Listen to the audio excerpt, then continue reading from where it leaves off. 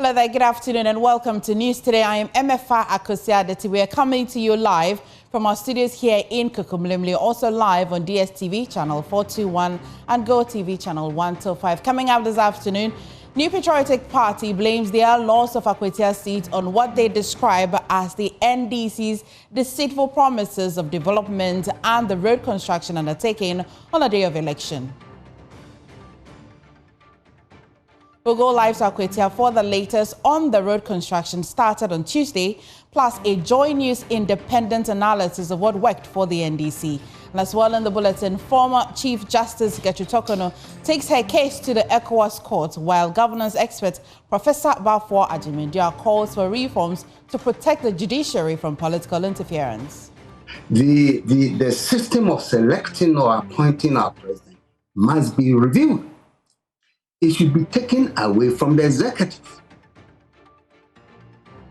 Also in the news, President Mahama directs an immediate comprehensive audit of all state lands allocated, leased or sold, particularly between 2017 and 2024. I've directed the Ministry of Lands and Natural Resources and the Lands Commission to immediately undertake a comprehensive audit of all state lands allocated, leased or sold.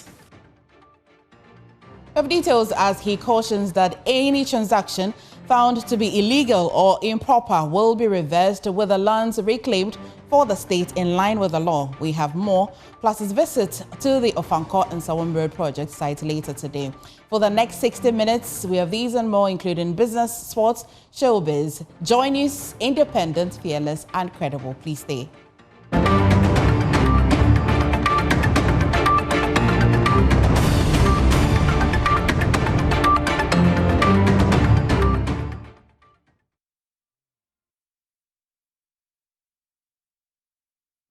Thank you for your attention this afternoon. The New Patriotic Party has blamed the loss of the Akwatia parliamentary seat in Tuesday's by-election on what they describe as the National Democratic Congress, NDC's deceitful promises to constituents. The government, in less than 48 hours to the election, undertook a number of activities, including a skills development program recruitment, the commissioning of a DVLA office, and a road construction project in Buidua on the day of election. We'll hear from the NPP on why they believe these are reasons they lost the election shortly. But here, first, is a wrap of the activities on Tuesday.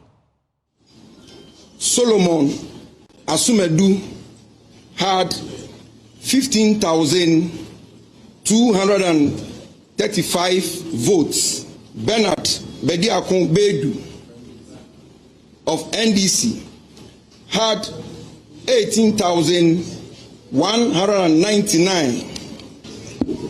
I, Eric Osujenfi, the returning officer of Akwatia constituency, declare Bernard Bediaku Bedu MP elects for Akwatia constituency. That was the Electoral Commission's returning officer for the Akwatia by-election, declaring the results of that particular poll. The governing National Democratic Congress, NDC, has secured a supermajority in Parliament with a decisive victory in Akwatia. The party's candidate, Bernard Bediakon, won the hotly contested election with 18,199 votes, defeating the NPP Solomon Asumedu, who polled 15,235. Bernard Bediakon thanked supporters after his overwhelming victory.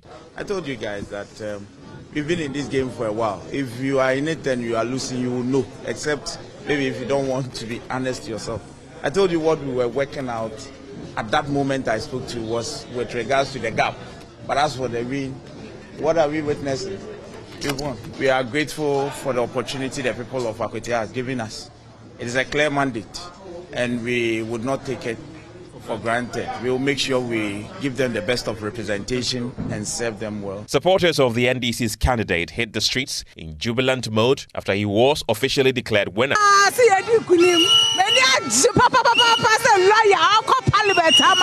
Now, lawyer,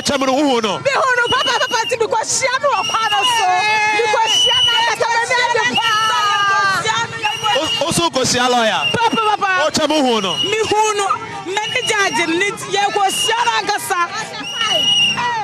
About to Equafampa, the Maniaji Bebre. say I didn't na everybody akan ho aboy aviam susu anyina no enya anyaduma.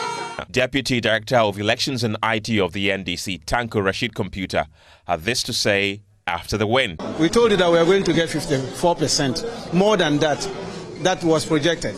The projection was 53, but we finally got 54 plus. And you can look at the difference as projected. There's no difference between our own coalition and that of the EC coalition. The same, it came to the same, no difference. That tells you that we are on top of issues, and you saw what happened. We have worked for it. We have a credible candidate, and we have good message, and the people bought our message. And then so we are not surprised. People thought we were just binding figures around, but the figures actually show that we worked according to the figures that was given. The exercise was relatively peaceful, with pockets of misunderstandings recorded at some polling stations. The Ghana Police Service deployed more than 5,000 personnel to man the elections in Akwatia. The defeat leaves the NPP with 87 MPs, as opposed to the NDC's 184. Deputy General Secretary of the NPP, Haruna Mohammed, says the NDC's development promises and the road construction projects are deception thrown in the eyes of the people of Akwatia. It played a big role because if you go through the constituency 2 days to the elections, and even on the day of elections, you could see the machines that we bought, the drip machines, were being used to make some of the roads, rollers, all of them, they were there. Some of them, the gravel was even lying on the streets for them to see that they are doing the work. And again, this is a government, like I said, had just come in. They are beginning their governance system, even though they have not done anything that has impacted on the life of the people. But deceit also played in. But what is good for us is that all the number of promises that they have made to them, we will check them and tick them. The people will get to know whether they will be honest and they will be truthful to themselves in terms of the development that they promised to provide.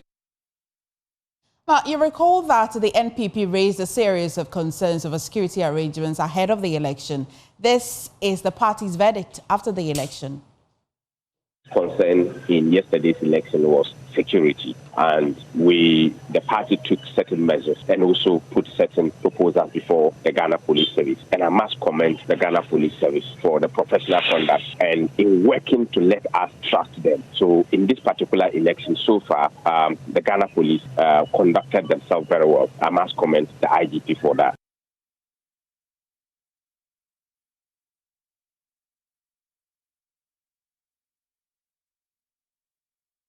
Well, JoyNews research shows over 2,600 individuals voted in the 2024 Akwatia parliamentary elections did not turn out to vote during the by-elections. And our lead data and research analyst, Isaac Ofioje, has been doing a post-mortem of the results and joins me in studio with more.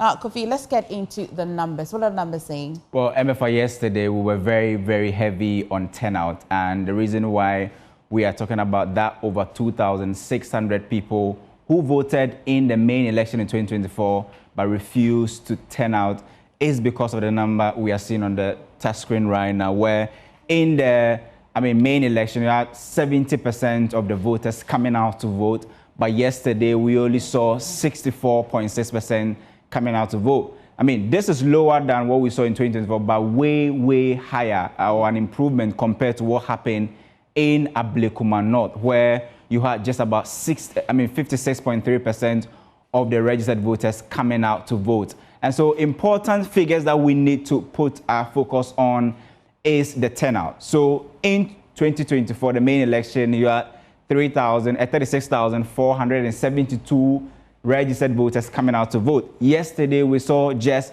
33,819 turning out to vote. This for us is a very important number because if you look at the difference in terms of the margin of victory, the NPP won in the main election with 2,964. This is what they claim in terms of, this is yesterday, in terms of the 2025 one, and this was 2024. But it's interesting to also look at the trend so far. And if you compare what the polls actually said versus what happened yesterday, this is what the Global Info Analytics was pointing out before, the main election or the by-election, that NDC's candidate was going to win by at least 53%, NPP 47%. Yesterday, this was the actual, and so you can see that the polls was actually within the margin of error that was given. By yesterday, we also put across that in Akwatia, that election, the by-election we saw yesterday, was going to be that tiebreaker, was because it was a 4-4 for both political parties. But that win yesterday sends the NDC ahead since 1996 to 5 wins in Akwatia compared to the NPP's 4. Now, many are asking, why did the NDC even win? The question, what worked for them? What worked for them is simply because we've looked at the numbers in terms of previous by-elections, and incumbent parties or governments have won 71% of by-elections in the country. So the probability of incumbent government winning is around 71%. And then also, we saw that the internal politics and also going on in the NPP actually affected them on the ground. The unity and all of that was a very, very big factor in there. But significantly, it was because of that number that says that, well, Akwatia, in terms of the key determinant, they really wanted development projects. And you ask yourself, NPP and NDC, who is in government, who will be able to give you that development? It was clear that it was the ruling party that possibly could give them that development they need, and why they decided to go on that tangent. So, in fact, Akwatia still remains, I can't say a swing constituency or bellwether, constituency at the moment, because they have shown that at every point in time, they can change color. Well, now, thank you so much, Kofi. Now, talking about development, the road construction in Akwatia, which began late, just days before yesterday's by-election, drew suspicion from residents who believed it was a strategy to influence voters. But today, after the polls, contractors are still on site, continuing work on the project. Collins Frempon visited the site this morning and has come through with this report. It's exactly 11 a.m. here at Kusi, the hometown of NDC's or the MP elect for Akwatia constituency. That's his father's hometown here. And earlier on, when we came here before the polls, we got here yesterday when the by-election was ongoing. We saw that this particular road and various roads within Takrase and Kusi was under construction. After the election, people are wondering whether these constructions are still ongoing, and we have come out to find out that indeed the construction is ongoing. We've been to Takrase where the contractor is still filling the roads, and we got to Kusi, the hometown of the father of Bernard Bediako, and we've seen that indeed the construction is also ongoing over here. At Takrase, what we were told is that the contractor is still mobilizing resources to continue with the filling of the roads. And also at Kusi, we've seen the tractor leveling the grounds, and we have seen trucks also coming in with the gravels to ensure that the machine will be able to level the ground. We spoke with the contractor off camera, and the information it gives us is that the roads within Kusi and Takrase was actually awarded to a contractor 7 years ago, and it was abandoned. And then this particular government took office 8 months later, and they awarded the contract to a different contractor, and they moved to site on Monday. That was a few days to the polls, the by-election in Akwatia, and they have been able to work diligently so far. And he tells me that what they are doing has nothing to do with the by-election, according to the contractor's own words. But they are here to ensure that all the roads, everything is done. In terms of the timelines, I asked him. He can't give me the timelines, but he knows that they are working on daily basis. As and when they get the resources to work, that's when they will continue to work. So if today they are not able to get any resources, then they will want to work. But if on every daily basis they get the resources, they will continue to work until everything is done. So it is 11-2 here at Kusi, the hometown of Bernard Bediako, who is the MP elect for Akwatia, and road constructions is still ongoing. And also in his mother's hometown, Takrase, road construction that we saw during the polls, which started 5 days ago, are still ongoing. My name is Collins Frimpong, reporting for JoyNews. Away from Akwatia, now former Chief Justice Getru Tokuno is urging the ECOWAS court to rule in her favor, arguing that the Attorney General failed to respond to her case within the required time frame. Meanwhile, former UN Senior Governance Advisor Professor Balfour Ajimendua is calling on the Constitutional Review Committee to revise the procedure for removing a Chief Justice. Speaking on the AM show, he warned that the current process exposes the judiciary to partisan interference and undermines the constitutional balance of power. The system of selecting or appointing our president must be reviewed. It should be taken away from the executive. The president should not be appointing chief justices, especially if we are arguing on the basis of the balance of power. And my fear in this country is that we are not careful. And by the way, yesterday also, I heard some NPP stalwarts also saying, look, when we come to power, the Chief Justice will be sacked. Look at this. And look, we've got to be serious with ourselves. You see, that's really, I'm concerned about this. So we can decide, especially since we have already ongoing process to review the Constitution, we must think seriously about reviewing this aspect to take away from the executive the appointing of chief justices. And if we want a good example, go to Kenya, not Europe or America. Go to Kenya and see how they elect or select their chief justices. They have insulated the whole process away from the executive, precisely because of the issues I'm raising and the challenges that we are facing. Okay. We don't want that. Misbehavior, anything can be. Because if it's a matter of expenditure, overspending, or misappropriating, whatever the term is, if the Auditor General was to go into the executive's expenditures, they will see perhaps bigger ones. That's the reality. Bigger ones. And I'm very happy what President Mahama has just done. You know, towards the UN General Assembly, he's made a statement that nobody should be going without approval. You know why? Because the practice has been at the executive level, sending hundreds of people to the UN during this General Assembly opinion, doing practically nothing. It's an opportunity for the civil servants to make extra money because they give them big per diems.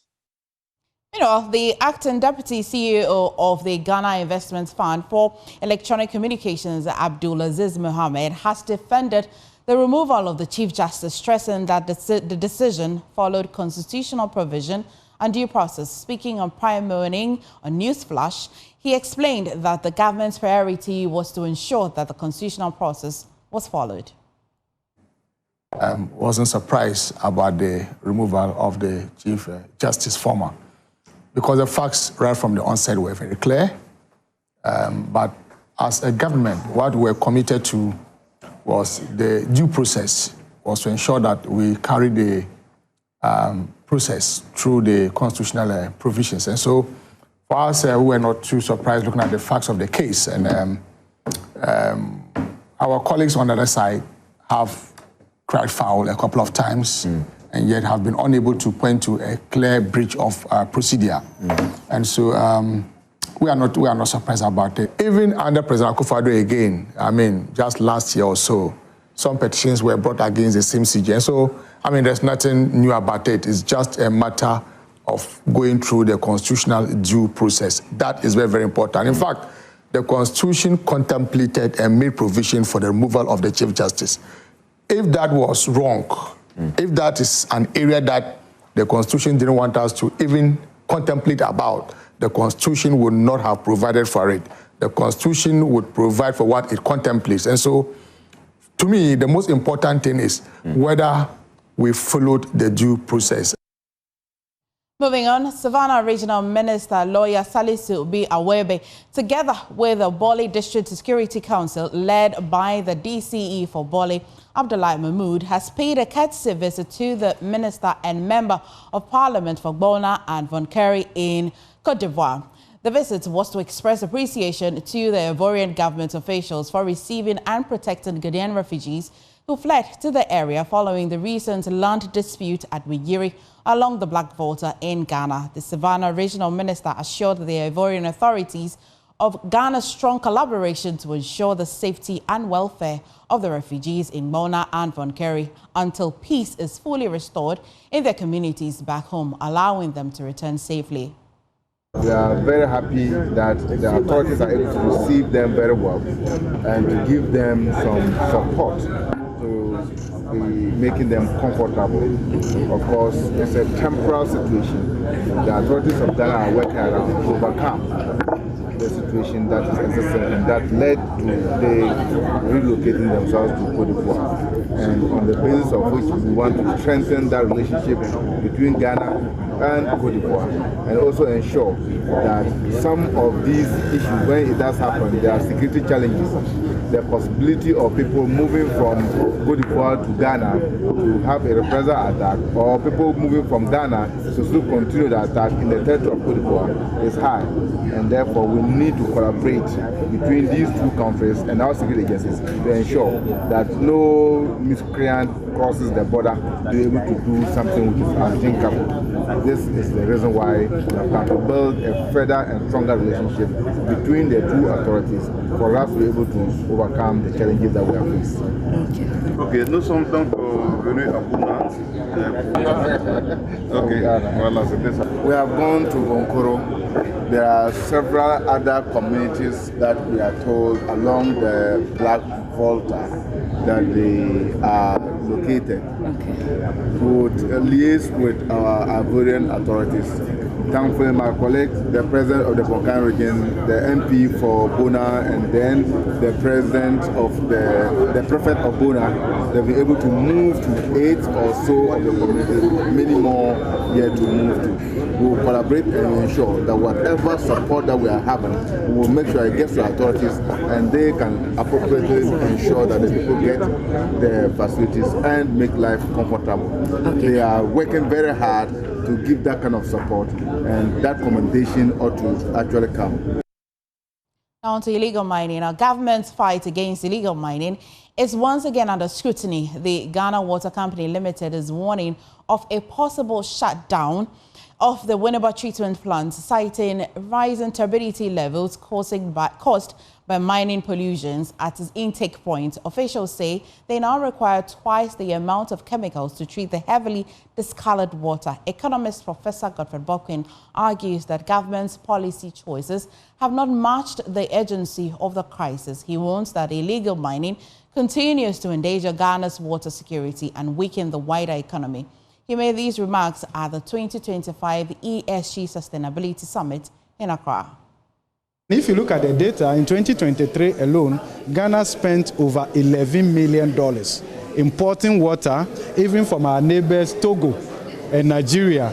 And we are importing water from Spain. We are importing water from UK and the rest of them. So the pattern is clear and where people are heading towards. So those who can afford, okay, will begin to gravitate towards that, because you see, because we have not chosen to visit our water bodies and see for ourselves. If you go and see for yourself, you will be very careful if you buy foodstuffs from certain regions of this country. Because if you tell me that you can destroy the environment and then later go and plant trees, look at the longevity, how long it will take to get the land to its original state. It's not something to be contemplated and all of that. So I think those are the things that we want to do. We are talking about it in bits and all of that. We deliver the wonderful speeches from government, from president and all of that. But the action on the ground is lacking. So this government has been in power for almost 7 months, 8 months. Okay, if we were serious about ESG at the national level, we should be able to see visible change in our water bodies by now. But even as the warnings mount, the government is signaling a shift in its regulatory approach. Last week, the Minister for Lands and Natural Resources, who also doubles as Minister for Environment, Science and Technology, directed the Attorney General to revoke LI 2462. Technical Director for Lands at the Ministry, Joseph Osiakwan, speaking at the same event, cautioned that significant time will be still required to complete land reclamation exercises and operationalize the Blue Water Guard initiative. So Blue Water Guards, I don't think is anything people should rubbish, because let's wait and see their performance. Let's give ourselves some time and let's measure the turbidity levels of the water and see if it is improving in color. Okay, that is the way to go. Yes, yes. You know, tree planting in the past, people thought it's not good to even plant trees because it takes a long period to grow. Now we have killed that myth. No, people now accept that everybody can plant trees. There are various species of trees you plant. Each species has its own time span or gestation period to grow for harvesting, and depends on which purpose for which you are planting. So planting of trees started long ago, but each government comes and intensify the efforts to plant trees. Okay, so this government has introduced the Tree for Life Reforestation Initiative that is targeted mainly to mine out areas. President John Mahama has directed the Ministry of Lands and Natural Resources, together with the Lands Commission, to immediately conduct a comprehensive audit of all state lands allocated, leased or sold, particularly between 2017 and 2024. Speaking during the inauguration of the reconstituted National Lands Commission, the President said where illegality or impropriety is uncovered, such transactions will be reversed and the lands recovered for the state in accordance with the law. He added that the Sale of State Lands Committee has already begun its work and is expected to submit its findings soon. I've directed the Ministry of Lands and Natural Resources and the Lands Commission to immediately undertake a comprehensive audit of all state lands allocated, leased or sold, particularly between 2017 and 2024. This audit will cover lands acquired for schools, hospitals and public institutions, forest and ecological zones unlawfully converted to private use, any transaction tainted by conflict of interest, abuse of power or political patronage. Where illegality or impropriety is discovered, such transactions will be reversed and the land will be recovered to government by law. We're not on a witch hunt. Those who have legally acquired land through proper processes need not fear. This exercise is about fairness and justice. The Sale of State Lands Committee has begun its work and will soon submit its findings. That report will serve as a blueprint for rethinking the management, allocation, and protection of state lands. To transform land administration, we must move from paper platform bureaucracy to speed and digitization. The Lands Commission is being tasked to digitize all land records nationwide, building on the Enterprise Land Information System. To integrate services across registries, valuation and survey departments. And three, very important, to introduce blockchain technology to prevent tampering with land data. And four, to decentralize operations by establishing functional land offices in all the 261 metropolitan and municipal and district assemblies.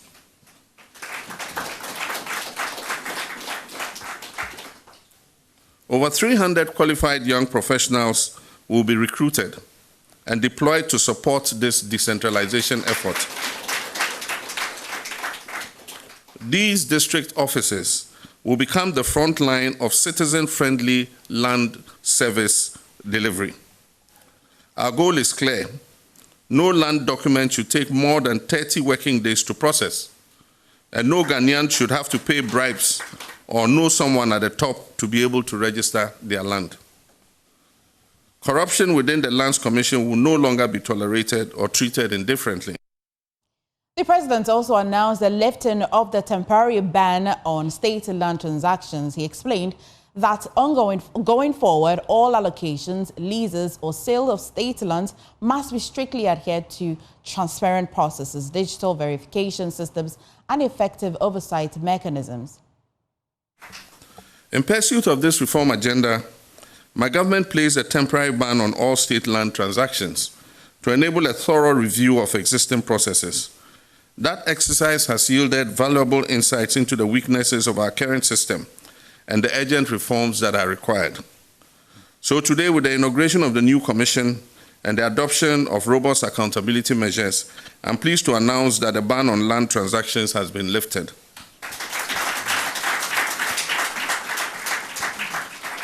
Henceforth, all land transactions, allocation, lease, or sale must strictly comply with transparent processes, digital verification, and oversight mechanisms. The lifting of this ban must not signal a return to business as usual. It is a signal that a new disciplined era of land management has begun. And that is why we are embarking on a bold reset, an agenda that is rooted in 4 pillars.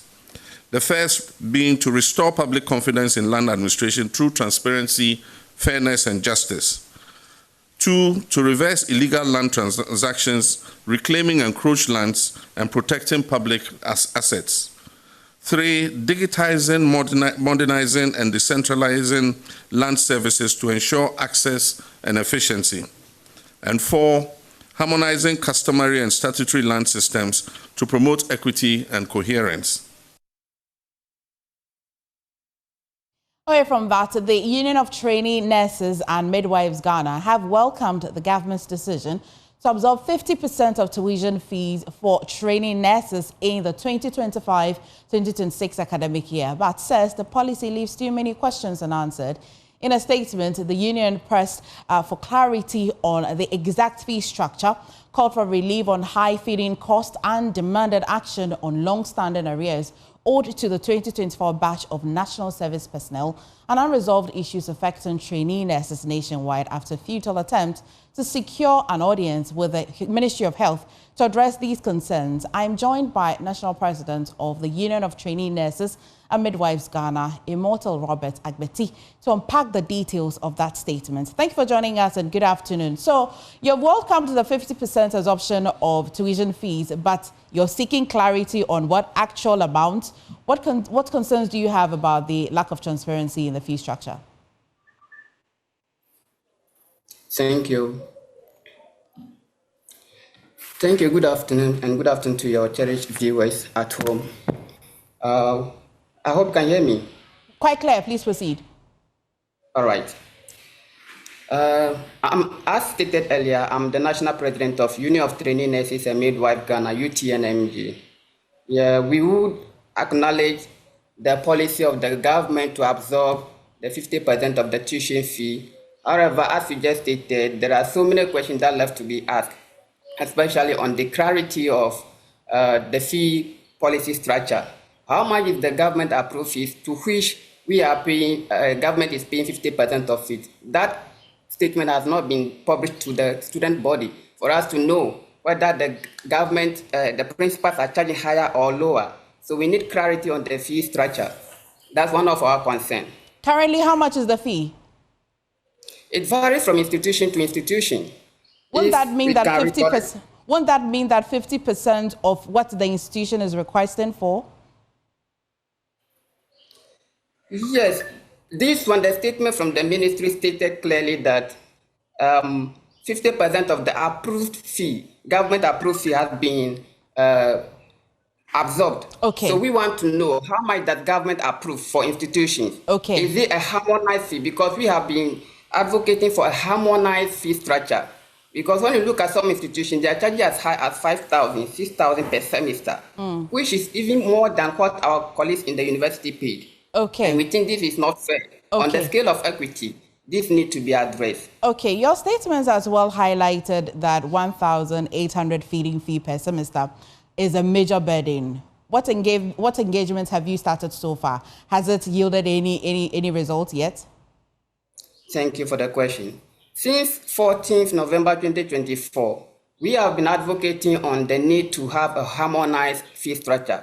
When we identified the disparity among the fees from the various institutions, we released this press statement and tried to engage the ministry, but we have not been successful until yesterday that I was able to communicate with the ministry and they gave some assurance, but we are not satisfied with what they told us. What's in the assurance? What did they say? Well, they said they are working on it, but still, we don't know how much fees that have been approved. So we need clarity on that. Okay. Did you give the government a timeline? Certainly not. Okay. All right. Immortal, I think that's much to understanding in the statement. So thank you for joining us today on the news and Before I go, there are other issues that I would like to put before you. In few minutes, sir. Yes, please. Concerning the trainee allowances, you know that the trainees who are doing their national service now, they have not been paid their arrears since they were in school for 15 good months. They were not paid. So we are calling on the government to address this issue. This is bread and butter matter. And that's for the 2024 batch, right? 2024 batch. The 2024 batch. Government owes them 15 months in arrears. Okay. 2023, government owes them 4 months in arrears. Okay. And the no fee stress policy that government proposed now, they have excluded NAP and NAC students from it. We want to understand why they are excluded. We also want to know when government is going to absorb the unemployed graduate nurses and midwives at home. Immortal. We want to do all those stuff. Thank you. Thank you so much for bringing government's attention to that. But away from that, management of the Komfanochi Teaching Hospital has launched intensive lobbying and pursuing public-private partnership to upgrade equipment and revive critically stalled legacy projects. A number of projects being executed to provide spaces for clinical and other allied services have stalled, while the existing ones are undergoing severe wear and tear due to lack of comprehensive renovations. The hospital has noted the pressure at the facility compromises the quality of patients' care. Despite being Ghana's second largest referral hospital, major expansion projects have not been completed or put to use. Chief Executive Officer of the Komfanochi Teaching Hospital, Dr. Akwatia By-Election, explains that the situation is compounded with non-existent modern clinical equipment to complement the operation of the existing facilities. We have a number of stalled projects, and I mentioned the Hill Komfanochi project that is ongoing. Just behind this block that you see here, the D block, you see a project that started in 1992. It's supposed to serve as offices and conference facilities for staff. And since 1992, we've not been able to complete it. That is one. And we have the sickle cell and blood center that was started in 2016 by the GMPC. We have the psychiatry block renovation that was also started by Ghana Gas. These are but few of the projects that has stalled. Komfanochi serves 12 out of the 16 regions. And if you are serving 12, in terms of regions is 12, but population-wise, we are serving almost 60 to 70% of the population in the country. So that means we are under so much stress compared to the resources we have. This is the only major facility serving these regions.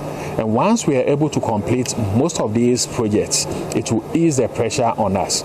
Dr. By-Election reviewed the situation at the hospital's 2025 Midday Performance Review Conference whilst courting for support from corporate Ghana and government. The conference that assembled staff and management of CATH prioritized the comprehensive retooling of the hospital, renew efforts to complete all stored projects, secure support for new critical infrastructure to provide modern and fit-for-purpose spaces for clinical services and improve staff productivity and welfare. The CEO says the hospital's current operational deficits have been assessed with the view of marshalling the right strategies and support for addressing them.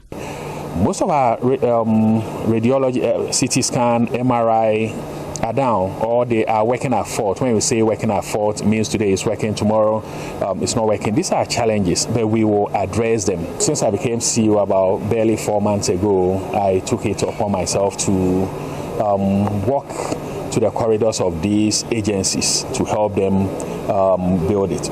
The projects I mentioned, the office complex here is an IGF, so we are using our resources to do it. And it's my commitment that within the next year, that project that was started in 1992 will be completed. And that is a solemn promise. But in most places, as you chop 70 years as an institution, you are expected to see improvement in your infrastructure, improvement in your services.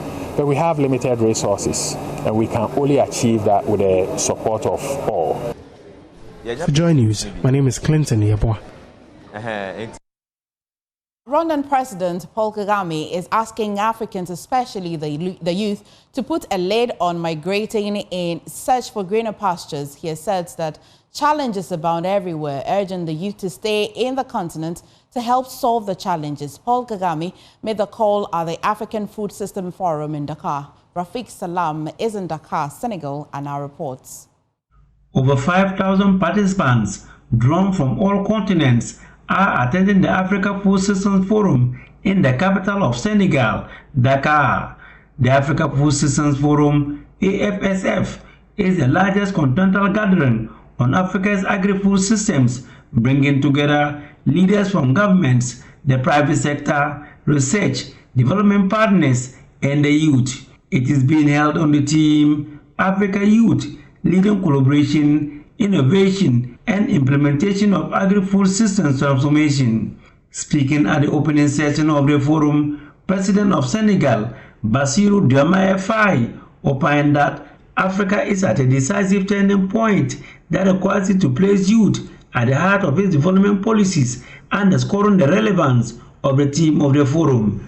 He averred that to make Africa youth the driving force of agricultural development, it must ensure education and training meet the needs of modern, intensive, and sustainable agriculture. President Bassirou called for shattering of the old myths that agriculture is a survival sector reserved for adults with no prospects. President of Rwanda, Paul Kagame, on his part, called for a halt in the mass exodus of Africans from the continent to other continents in the world. He posited that challenges abound everywhere. It is only when they stay in the continent they will be able to solve the challenges of the continent. I see young people, whenever there are problems in the country, they want to run away and go abroad. They go to Europe, they go to Canada, America, wherever.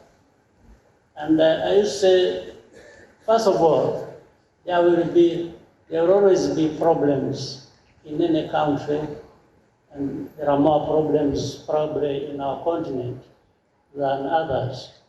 But I used to tell them, instead of running away and going abroad and leaving your country, let's work together and find a way to resolve our problems. Rafiq Salam reported for World Today on the news. Please stay, there's more.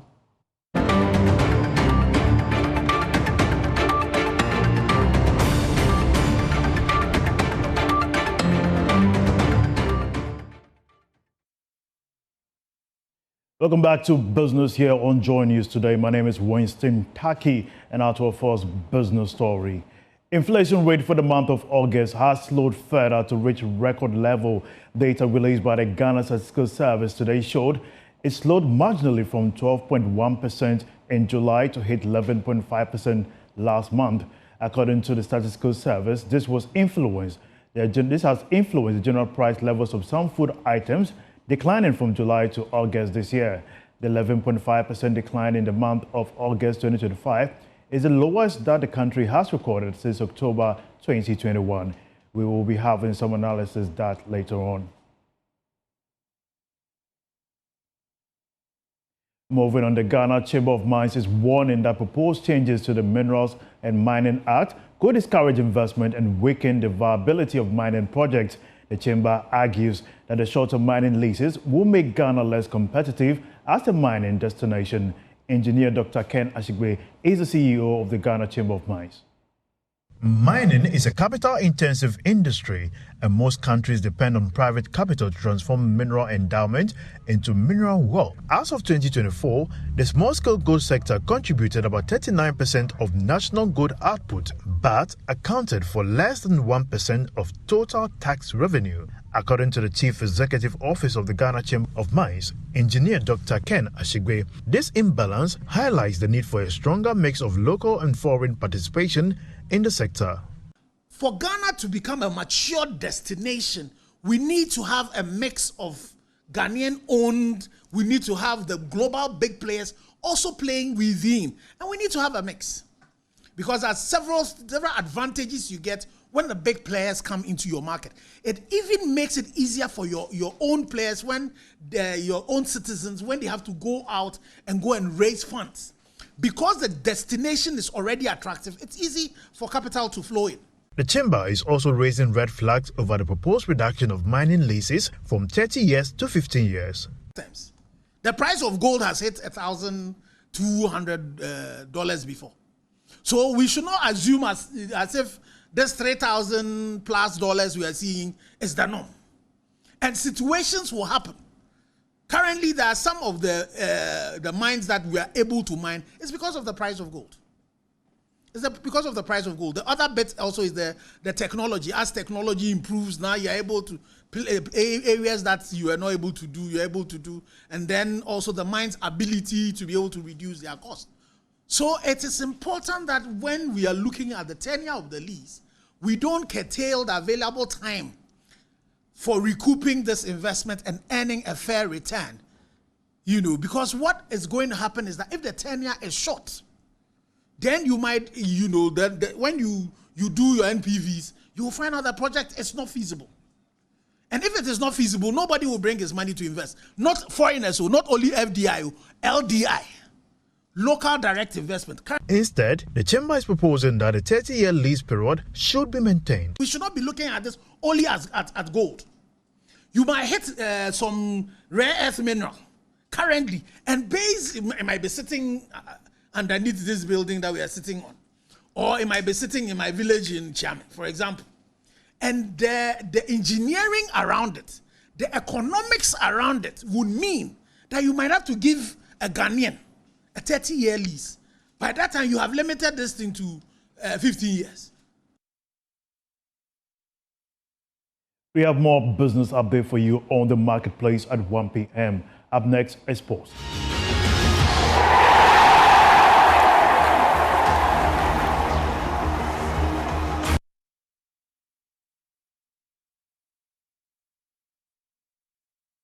Time for sports on JN Today. My name is Haruna Mubarak, and the Ghana Football Association says it has taken careful note of the Sports Ministry's statement on the Black Stars budget for the World Cup qualifiers and will provide clarifications in due course. According to the association, the immediate priority is to maintain collective focus on the games against Chad and Mali, with a full response to follow afterwards. The Sports Ministry, led by Kofi Adams, slashed the estimated Black Stars budget from $2 million to $1.3 million. Meanwhile, the squad would hold their final training session later today ahead of Thursday's clash with Chad at 1 p.m. Now, President of the Republic of Ghana, John Mahama, has described the Democracy Cup as a national symbol ahead of the match between Hearts of Oak and Great Olympics. There's more in this report. Accompanied by a delegation of sports dignitaries, presented the 2025 Democracy Cup trophy to the president at the Jubilee House ahead of this year's competition. The presentation formed part of a tour of key government institutions and prominent national figures. Today, we bring this journey to its rightful climax here at the presidency. Before you, Your Excellency, the Commander-in-Chief of the Ghana Armed Forces, the Head of State and Head of Government, and the President of the Republic of Ghana.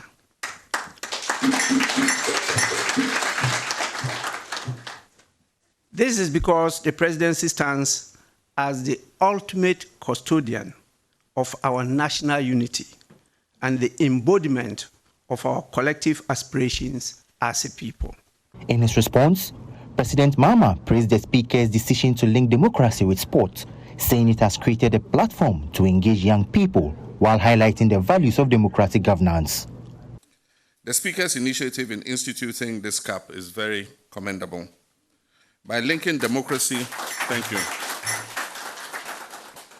By linking democracy with sports, he has created an innovative platform that engages the energies of our youth, inspires our citizens, and raises awareness about the centrality of democratic governance to Ghana's peace, stability, and progress. Since 1992, Ghana has chosen the path of constitutional democracy. Along this journey, we have encountered challenges, but we've also made remarkable progress. And that's it for sports on JN Today. My name is Haruna Mubarak.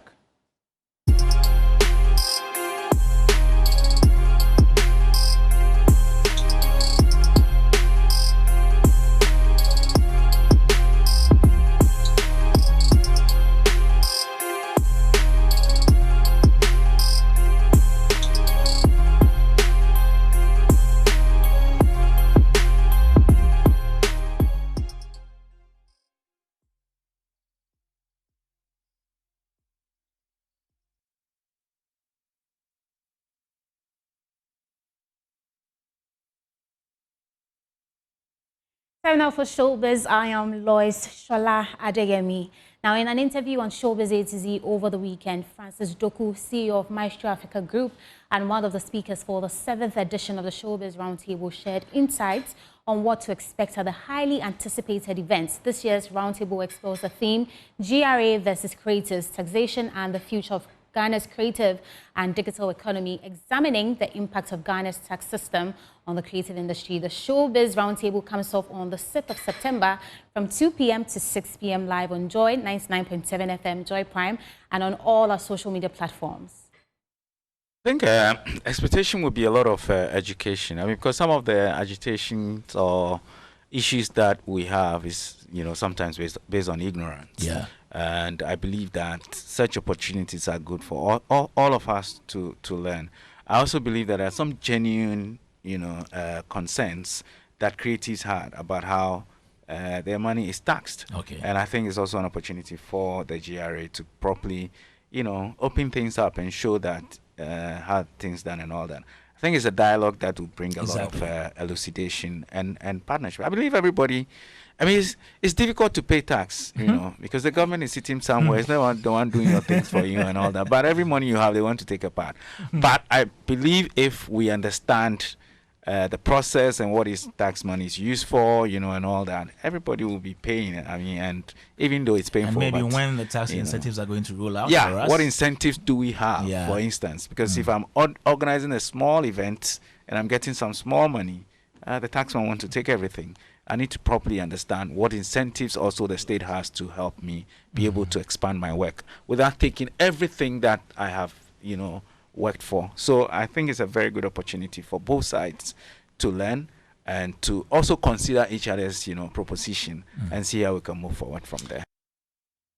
Moving away from that, the Black Star Experience Secretariat of Ghana under the Office of the President has signed a memorandum of understanding with South Africa's National Arts Council to deepen cultural ties and foster opportunities in the creative sectors of both countries. Now, Rex Omar, who is the residential staffer for the Black Star Experience, stated that the initiative includes concrete measures to uplift the creative arts industry in Ghana and South Africa. He called on Ghanaian creatives to collaborate in ensuring its success. It's a win-win situation. As we export our artists there, they will also export their artists here. It's not dwell only on music, also fashion, also movies. What about comedy? Lexi the comic is asking, what about comedy? Everything is involved, including exhibitions with photo exhibitions and everything that has to do with the creative economy. Uncle Rez, how are you going to ensure that this partnership is not lopsided to one country? It behoves on me and you. It's not one-man show. So the whole situation is we have done the groundwork, and our groundwork is also impinging on what His Excellency John Dramani Mahama and then His Excellency Ramaphosa. There's already an existing MOU at the governmental level, bilateral level. So this one, ours is an agency-to-agency level. So it is something that that is the reason why I said just after the MOU signing, we had a meeting at the Ghana High Commission with the head of the mission, deputy commissioner, plus the director of South African Foreign Affairs Ministry. And they said, they are not going to make this MOU a peripheral stuff. They are bringing it in the middle. So when the president meets, they will know that this and this and this and this has happened, so as to be able to give the backing to it. So it's going to be something. It's not going to be a 9-day wonder that you just go and sign an MOU and you put it under the bed. No, it's going to be a major something that will be visible. Well, and that's how we wrap up Showbiz. I am Lois Sholademi. Over to you.